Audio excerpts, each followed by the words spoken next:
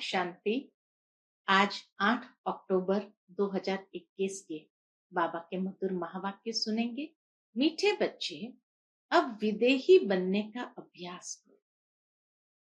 अपने इस विनाशी देह से प्यार निकाल एक शिव बाबा को प्यार करो।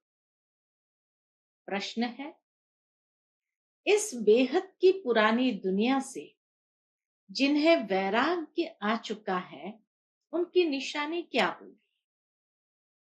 उत्तर है, वह इन आंखों से जो कुछ देखते हैं वह देखते हुए भी जैसे नहीं देखेंगे। उनकी बुद्धि में यह होगा कि यह सब खत्म होना है, ये सब मरे पड़े हैं, हमको तो शांति धाम सुख धाम में जाना है। उनका ममत्व मिटता जाएगा। योग में रहकर किससे बात करेंगे तो उन्हें भी कशिश होगी। ज्ञान का नशा चढ़ा हुआ होगा।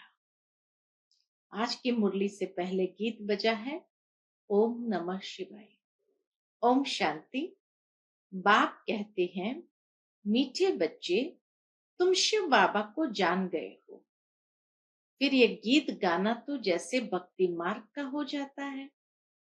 भक्ति मार्ग वाले शिवाय नमः भी कहते हैं, माता पिता भी कहते हैं, परंतु जानते नहीं। बाबा कहे, गाते हैं परंतु जानते नहीं है। शिव बाबा से स्वर्ग का वर्षा मिलना चाहिए।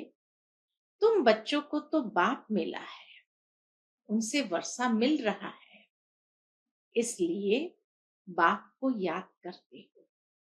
जितना याद करते जाएंगे, आत्मा पावन होती जाएंगी और वर्षे के अधिकारी बनते जाएंगे। तुमको शिव बाबा मिला है, दुनिया को नहीं मिला है। जिनको मिला है वह भी अच्छी रीति चल नहीं सकते। बाबा के डायरेक्शन बड़े मीठे हैं। क्या मीठे डायरेक्शन है बाबा के? आत्म अभिमानी भव, देही अभिमानी भव। बात ही आत्माओं से करते हैं। देही अभिमानी बाप देही अभिमानी बच्चों से बात करते हैं। बाप तो सदैव देही अभिमानी है, तो बाबा कहे, देही अभिमानी बाप देही अभिमानी बच्चों से बात करते हैं। वह तो एक ही है। सो तुम मधुबन में तुम बच्चों के साथ बैठा है। तुम बच्चे जानते हो कि बरोबर बाप आए ही है पढ़ाने। यह पढ़ाई सिवाय शिव बाबा के कोई पढ़ा न सके, न ब्रह्मा न विष्णु। यह तो बाप ही आकर पतितों को पावन बनाते हैं, अमर कथा सुनाते हैं।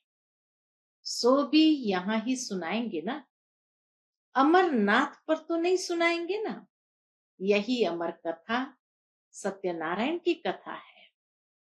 बाप कहते हैं, मैं तुमको सुनाता तो यहाँ ही हूं, बाकी ये सब है भक्ति मार्ग के धक्के। सर्व का सदगति दाता राम एक निराकार ही है। वही पतित पावन ज्ञान का सागर, शांति का सागर है। वह आता ही तब है जब विनाश का समय होता है।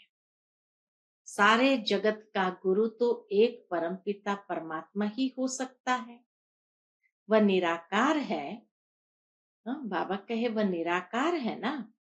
देवताओं को भी मनुष्य कहा जाता है, दैवी गुण वाले मनुष्य कहा जाता है, परंतु वह दैवी गुणों वाले मनुष्य है, इसलिए उनको देवता कहा जाता है। तुमको अभी ज्ञान मिला है। बाबा कहे, तुमको तो अभी ज्ञान मिला है। ज्ञान मार्ग में अवस्था बड़ी मजबूत रखनी है। जितना हो सके बाप को याद करना है, विदेही बनना है। विदेही बनना है, भावार्थ यही कि जैसे शास्त्रों में दिखाया कि जनक राजा को कहते हैं विदेही, अर्थात सर्व कर्म करते हुए, जिम्मेवारी निभाते हुए। अपने आप को जैसे कि ट्रस्टी समझ करके चलना, रहना, उसको कहा जाता है विदेही। कि ये देह भी मेरी नहीं है, उससे भी ममत्व नहीं, बस साक्षी होकर के जैसे हर कर्म करना, हर जिम्मेवारी निभाना। इसलिए विदेही और अशरीरी दोनों में अंतर है। अशरीरी यानी जब हम योग में बैठते हैं तो उस समय विदेही नहीं होते, उस समय अशरीरी हो जाते हैं, अर्थात देह का भान संपूर्ण भूल जाते हैं। देही विदेही, इसीलिए बाबा ने बच्चों को कहा देही अभिमानी बाप देही अभिमानी बच्चों को कहते हैं।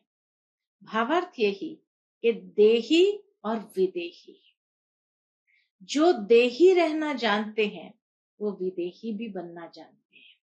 अर्थात देह में रहते हुए उसके ममत्व से, लगाव से मुक्त, न्यारे और उपराम होकर के हर जिम्मेवारी को निभाना, हर जिम्मेवारी करना, साक्षी होकर के हर दृश्य को देखना। इसलिए बाबा कहे जितना हो सके बाप को याद करना है, विदेही बनना है। फिर देह से प्यार ही क्यों करें, उसको कहते विदेही, जिसका देह से वो लगाव, ममत्व, प्यार नहीं है। बाबा तुमको कहते हैं शिव बाबा को याद करो, फिर इनके पास आओ। मनुष्य तो समझते हैं ये दादा से मिलने जाते हैं, यह तो तुम जानते हो शिव बाबा को याद कर हम उनसे मिलते हैं। वहां तो है ही निराकारी आत्माएं बिंदी, परमधाम में तो है ही निराकारी आत्माएं बिंदी, बिंदी से तो मिल न सके तो शिव बाबा से कैसे मिलेंगे। इसलिए यहां समझाया जाता है, यहां मिलन संभव है, ऊपर में मिलन नहीं होता है। जब आत्मा बिंदी होकर के परमधाम चली जाएंगी तो वहां शिव बाबा के बाजू में बैठने के बाद भी ये महसूसता नहीं होगी कि हम परमात्मा के बाजू में बैठे हैं, तो वहां कैसे मिलेंगे। इसलिए बाबा कहे यहां मिलन संभव है। तो बिंदी से तो मिल ना सके तो शिव बाबा से कैसे मिलेंगे। इसलिए यहां समझाया जाता है कि आत्माएं अपने को आत्मा समझ बुद्धि में यह रखो कि हम शिव बाबा से मिलते हैं। यह तो बड़ा गुह्य राज है ना। कईयों को शिव बाबा की याद नहीं रहती है। बाबा समझाते हैं हमेशा शिव बाबा को याद करो, शिव बाबा आपसे मिलने आते हैं, बस आपके बने हैं। शिव बाबा इसमें आकर ज्ञान सुनाते हैं। वह भी निराकार आत्मा है, तुम भी आत्मा हो। तो मिलन तभी संभव है जब शिव बाबा ब्रह्मा तन में आकर के हम बच्चों को समझाते हैं, हमसे मिलते हैं और हम भी बाबा से प्यार करते हैं, बाबा से मिलते हैं। बाकी तो देह त्याग करके ऊपर जाएंगे तो वहां मिलन नहीं होता है। तो इसीलिए बाबा कहे वह भी निराकार आत्मा है, तुम भी आत्मा हो। एक बाप ही है जो बच्चों को कहते हैं माम एकम याद करो। सो तो बुद्धि से याद करना है। हम बाप के पास आए हैं, बाबा इस पतित शरीर में आए हैं, हम सामने आने से ही निश्चय कर देते हैं शिव बाबा हम आपके बने हैं। मुरलियां भी यही सुनते हो, मुरलियों में भी यही सुनते हो, मां में कम याद करो तो तुम्हारे विकर्म विनाश हो जाएंगे। यही बात गीता में भी कही हुई है और बाबा सन्मुख मुरलियों में भी यही बात कहते कि मां में कम याद करो तो तुम्हारे विकर्म विनाश हो जाएंगे। तुम जानते हो ये वही पतित पावन बाप है, सच्चा सच्चा सतगुरु वो है। अब तुम पांडवों की है परम पिता परमात्मा से प्रीत बुद्धि, बाकी सभी की तो कोई ना कोई के साथ विपरीत बुद्धि है। इस दुनिया में तो कहाँ सच्चा प्यार है। इसीलिए बाबा कहे एक दूसरे से विपरीत बुद्धि है। शिव बाबा के जो बनते हैं, उन्हों को तो खुशी का पारा बड़ा जोर से चढ़ा रहना चाहिए। जितना समय नजदीक आता है, उतनी खुशी होती है। जैसे जैसे समय नजदीक आता जाता, उतनी खुशी होती है। हमारे अब 84 जन्म पूरे हुए, अब ये अंतिम जन्म है। हम जाते हैं अपने घर। ये सीढ़ी तो बहुत अच्छी है, इसमें क्लियर है, तो बच्चों को सारा दिन बुद्धि चलानी चाहिए। चित्र बनाने वालों को तो बहुत विचार सागर मंथन करना है। जो हेड्स है, उन्हों का ख्याल चलना चाहिए। बाबा कहे जो सेवा के निमित्त है, हेड्स है, उन्हों का ख्याल चलना चाहिए। तुम तो चैलेंज देते हो, सत्युगी श्रेष्ठाचारी दैवी राज्य में 9 लाख होंगे। कोई बोले इसका क्या प्रूफ है? कहो यह तो समझ की बात है ना। सत्युग में झाड़ होगा ही छोटा। धर्म भी एक है, तो जरूर मनुष्य भी थोड़े होंगे। सीढ़ी में सारी नॉलेज आ जाती है। जैसे ये कुंभकर्ण वाला चित्र है, तो यह ऐसा बनाना चाहिए कि बीके ब्रह्मा कुमारी ज्ञान अमृत पिलाती है, वे विष विकार मांगते हैं। बाबा मुरली में सब डायरेक्शन देते रहते हैं। हर एक चित्र की समझानी बड़ी अच्छी है। लक्ष्मी नारायण के चित्र पर बोलो, यह भारत स्वर्ग था, एक धर्म था, तो कितने मनुष्य होंगे। अब कितना बड़ा झाड़ हो गया है, अब विनाश होना है। पुरानी सृष्टि को बदलने वाला एक ही बाप है। 4-5 चित्र है मुख्य, जिससे किसको धक से तीर लग जाए। ड्रामानुसार दिन प्रतिदिन ज्ञान की पॉइंट्स गुह्य होती जाती है, तो चित्रों में भी चेंज होगी, बच्चों की बुद्धि में भी चेंज होती है। आगे ये थोड़ी समझते थे कि शिव बाबा बिंदी है। ऐसे थोड़ी कहेंगे कि पहले ऐसे क्यों नहीं बताया। बाप कहते हैं सब बातें पहले ही थोड़ी समझाई जाती है। बाप ज्ञान का सागर है, तो ज्ञान देते ही रहेंगे, करेक्शन होती रहेगी। पहले से ही थोड़ी बता देंगे, फिर आर्टिफिशियल हो जाए। अगर पहले से सब कुछ बता दे, तो बाबा कहे आर्टिफिशियल हो जाए, लोग समझ नहीं पाएंगे। अचानक कोई इत्तेफाक आदि होते रहेंगे, फिर कहेंगे ड्रामा। ऐसे नहीं, ये नहीं होना चाहिए। मम्मा को तो पिछाड़ी तक रहना था, फिर मम्मा क्यों चली गई? ड्रामा में जो हुआ सो राइट। देखो बाबा ने अपनी अवस्था को स्वयं, ब्रह्मा बाबा को भी ये था कि मम्मा अंत तक रहेगी, लेकिन जैसे ही मम्मा ने शरीर छोड़ा, तो उसके बाद बाबा के मन के अंदर एक संकल्प भी नहीं चला, और बाबा ने कहा ड्रामा में जो हुआ सो राइट। बाबा ने भी जो कहा सो ड्रामा अनुसार कहा। बाबा ने भी जो कहा सो ड्रामा अनुसार का। माना जरा भी 1% मात्र, आधा % भी बाबा को कहीं संशय का नाम निशान नहीं। ड्रामा में मेरा पार्ट ऐसा है। बाबा भी ड्रामा पर रख देते हैं। ब्रह्मा बाबा भी स्वयं ड्रामा के ऊपर कितना अचल अडोल हो गए। मनुष्य कहते हैं ईश्वर की भाभी, ईश्वर कहते हैं ड्रामा की भाभी। ईश्वर ने बोला या इसने बोला, ड्रामा में था। कोई उल्टा काम हुआ, ड्रामा में था, फिर सुलटा हो जाएगा। चढ़ती कला जरूर है। चढ़ाई पर जाते हैं, कब डगमग हो जाते हैं। ये सब माया के तूफान है। जब तक माया है, विकल्प जरूर आएंगे। सतयुग में माया ही नहीं, तो विकल्प की बात ही नहीं। बुरे ख्यालात आते नहीं। सतयुग में कभी कर्म विकर्म नहीं होते। बाकी थोड़े रोज है, खुशी रहती है। यह हमारा अंतिम जन्म है। अब अमर लोक में जाने के लिए शिव बाबा से अमर कथा सुनते हैं। यह बातें तुम ही समझते हो। वो लोग कहां कहां अमरनाथ पर जाकर धक्के खाते रहते हैं। ये नहीं समझते कि पार्वती को कथा किसने सुनाई। वहां तो शिव का चित्र दिखाते हैं। अच्छा, शिव किसमें बैठा? शिव और शंकर दिखाते हैं। क्या शिव ने शंकर में बैठ कथा सुनाई? कुछ भी समझते नहीं है।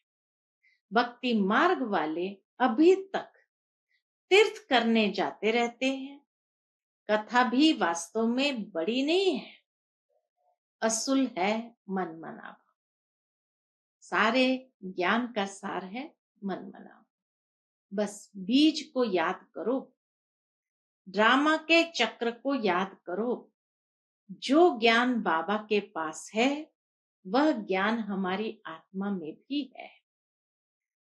वह भी ज्ञान सागर, हम आत्मा भी मास्टर ज्ञान सागर बनते हैं।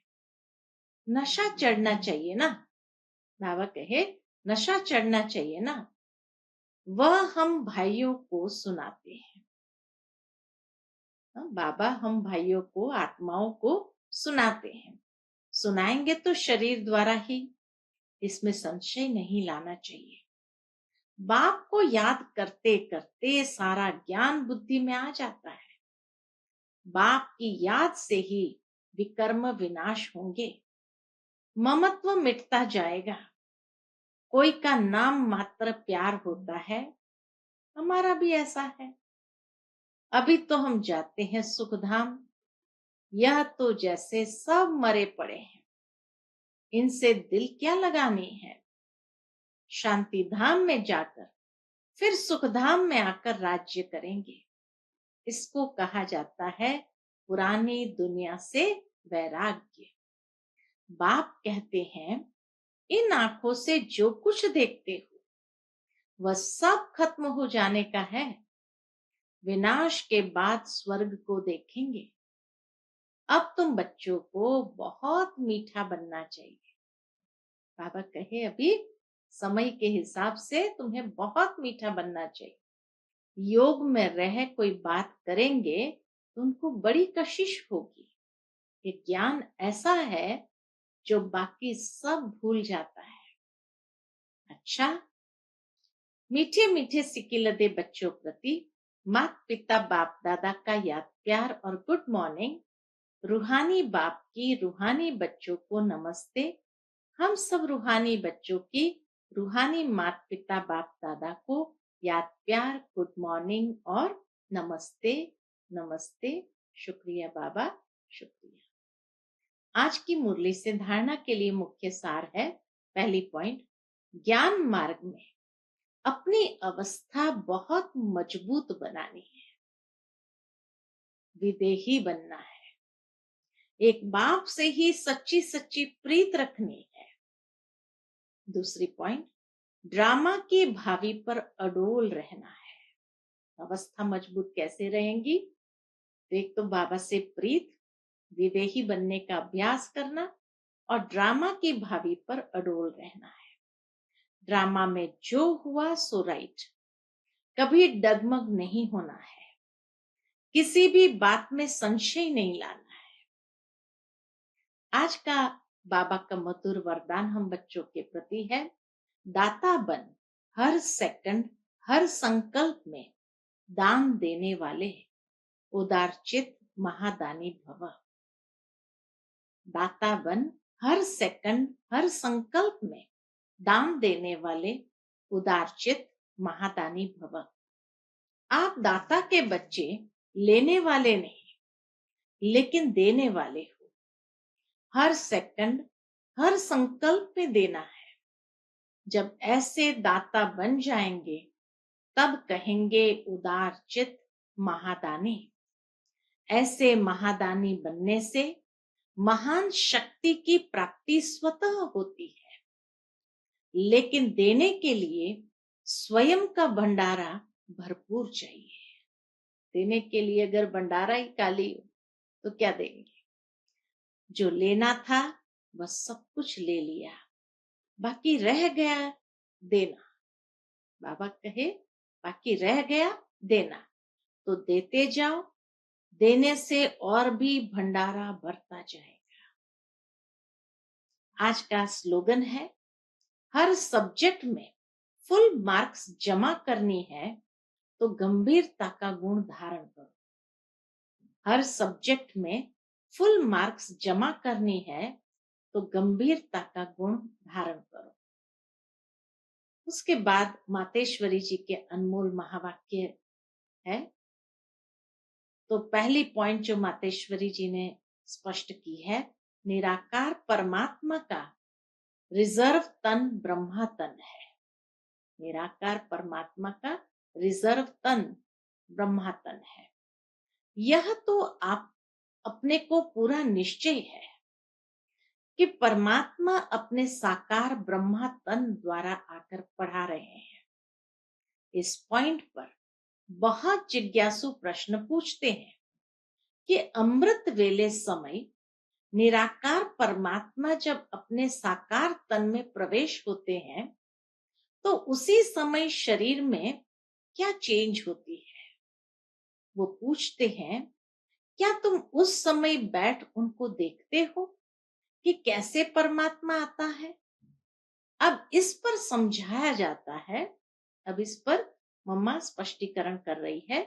तो मम्मा कहे, अब इस पर समझाया जाता है, परमात्मा की प्रवेशता होने समय ऐसे नहीं कि उस शरीर में कोई नैन चैन बदली हो जाते हैं, नहीं, परंतु हम जब ध्यान में जाते हैं तब नैन चैन बदली हो जाता है। परंतु इस साकार ब्रह्मा का पाठ ही गुप्त है। जब परमात्मा इसके तन में आता है तो कोई को भी पता नहीं चलता। उसका यह तन रिजर्व किया हुआ है, इसलिए सेकंड में आता है, सेकंड में जाता है। अब इस राज को समझना है, बाकी ऐसे नहीं कोई पॉइंट समझ में ना आवे तो इस पढ़ाई का कोर्स छोड़ देना है। पढ़ाई तो दिन प्रतिदिन गुह्य और क्लियर होती जाती है। सारा कोर्स एकदम तो नहीं पढ़ सकेंगे ना। मम्मा कहे, सारा कोर्स कोई एकदम तो नहीं पढ़ सकेंगे ना। वैसे आपको समझाया जाता है। और जो भी धर्म पिताएं आते हैं उन्होंने भी अपनी अपनी पवित्र आत्माएं आए अपना पार्ट बजाती है। फिर उन आत्माओं को सुख दुख के खेल में आना है, वो वापस नहीं जाते। वो धर्म पिताओं की आत्मा, पवित्र आत्माएं उतरती है, अपना कार्य करती है, उसके बाद इस खेल में जैसे लिप्त हो जाती है, वापस नहीं जाती है। परंतु जब निराकार सुप्रीम सोल आते हैं तो वो सुख दुख से न्यारे हैं, तो वो सिर्फ अपना पार्ट बजाए फिर चले जाते हैं। तो इसी पॉइंट को हमें बुद्धि से समझना है। कि पहली पॉइंट क्लियर किया मम्मा ने। दूसरी पॉइंट फिर बताई, आत्मा और परमात्मा में गुणों और ताकत का फर्क है। आत्मा और परमात्मा रूप में तो एक जैसी है, परंतु गुण और ताकत में फर्क है। आत्मा और परमात्मा का अंतर भेद इस पर समझाया जाता है कि आत्मा और परमात्मा का रूप एक जैसा ज्योति रूप है। आत्मा और परमात्मा की आत्मा का साइज एक ही रीति में है, बाकी आत्मा और परमात्मा में सिर्फ गुणों की ताकत का फर्क अवश्य है। अब यह जो इतने गुण है वो सारी महिमा परमात्मा की है। परमात्मा दुख सुख से न्यारा है, सर्वशक्तिमान है, सर्वगुण संपन्न है, 16 कला संपूर्ण है। उनकी ही सारी शक्ति काम कर रही है। बाकी मनुष्य आत्मा की कोई शक्ति नहीं चल सकती है, परमात्मा का ही सारा पाठ चलता है। बल परमात्मा पाठ में भी आता है तो भी खुद न्यारा रहता है, पाठ में आने के बाद भी खुद न्यारा रहता है। लेकिन आत्मा पाठ में आते भी पाठधारी के रूप में आ जाती है। परमात्मा पाठ में आते भी कर्म बंधन से न्यारा है। आत्मा पाठ में आते भी कर्म बंधन के वश हो जाती है। यह है आत्मा और परमात्मा में अंतर भेद। अच्छा, Om Shanti. To watch Peace of Mind channel videos on YouTube, subscribe us on youtube.com/TV Peace of Mind. Just a click for a peaceful life.